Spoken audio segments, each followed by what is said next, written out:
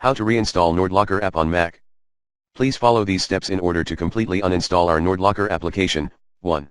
Download and open the recommended app uninstaller application.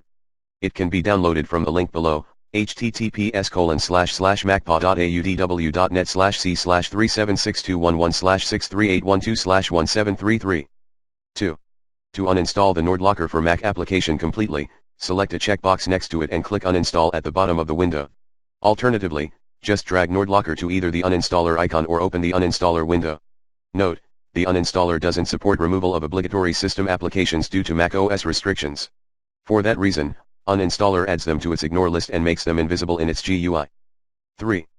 Then download and install this version of NordLocker, https://downloads.nordlocker.com/app/mac/nordlocker/latest/nordlocker.package.